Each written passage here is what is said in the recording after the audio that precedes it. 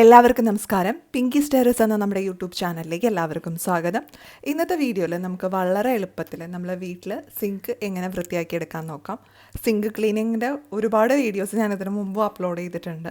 പക്ഷേ മിക്കവാറും തന്നെ വീണ്ടും റിക്വസ്റ്റ് വരുന്ന ഒരു ടോപ്പിക്കാണ് സിങ്ക് ക്ലീനിങ്. മിക്കവാറും തന്നെ സിങ്ക് കഴുക്കായി എങ്ങനെ എളുപ്പത്തിൽ ക്ലീൻ ചെയ്യാം, കറകൾ എങ്ങനെ കളയാമെന്നൊക്കെ ചോദിച്ചിട്ട് പല റിക്വസ്റ്റുകളും വരുന്നുണ്ട്. അതിലൊന്നാണ് ഹാർപ്പിക്ക് ഉപയോഗിച്ചിട്ട് സിങ്കിൽ കറ വീണു അതെങ്ങനെ കളയാമെന്നുള്ളത്.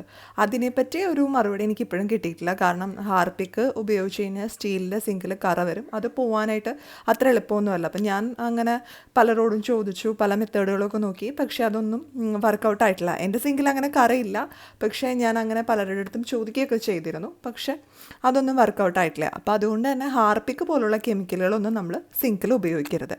ഇനി നമുക്ക് വീഡിയോയിലേക്ക് കിടക്കാം. നമുക്ക് സിങ്ക് ക്ലീൻ ചെയ്യാനുള്ള എളുപ്പമാർഗ്ഗം നോക്കാം.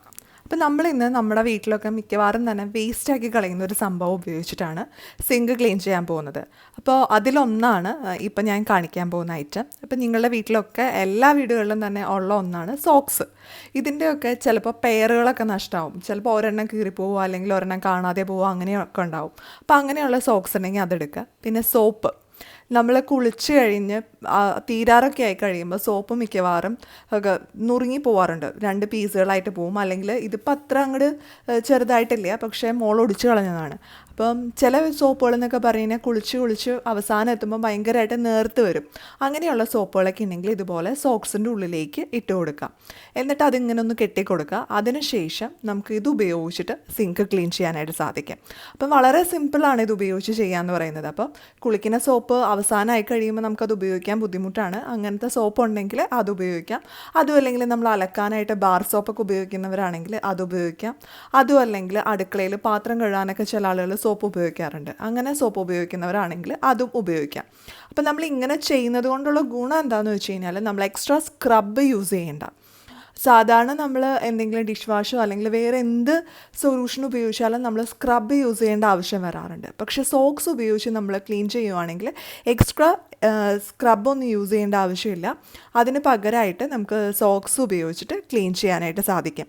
അപ്പോൾ സ്ക്രബിന് പകരമുള്ള ഒരു ഉപയോഗമാണ് മെയിനായിട്ട് ഇവിടെ വരുന്നത്. പിന്നെ സോപ്പും, നമ്മൾ വേസ്റ്റാക്കി കളയുന്ന സോപ്പാണ് നമ്മളിവിടെ വീണ്ടും യൂട്ടിലൈസ് ചെയ്യുന്നത്. അപ്പോൾ വളരെ എളുപ്പത്തിൽ നമുക്ക് ഈ ഒരു മെത്തേഡ് ഉപയോഗിച്ചിട്ട് ക്ലീൻ ചെയ്യാനായിട്ട് സാധിക്കും.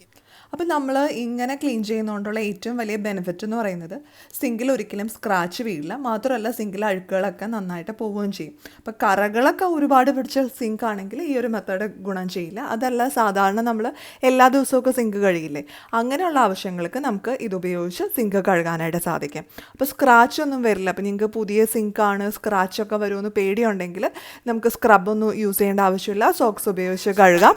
അപ്പോൾ എല്ലാവർക്കും ഇന്നത്തെ ഈ വീഡിയോ യൂസ്ഫുൾ ആയിട്ടുണ്ടാവുമെന്ന് പ്രതീക്ഷിക്കുന്നു. വീഡിയോ ഇഷ്ടമായി തോന്നുന്നുണ്ടെങ്കിൽ ലൈക്ക് ചെയ്യുക, ഷെയർ ചെയ്യുക. അതുപോലെ നിങ്ങളുടെ അഭിപ്രായങ്ങളും നിർദ്ദേശങ്ങളും ഒക്കെ താഴെ കമൻറ്റ് ബോക്സിൽ പറയാം. ഇനി അടുത്ത ദിവസം നമുക്ക് പുതിയൊരു ടോപ്പിക്കുമായിട്ട് വീണ്ടും കാണാം.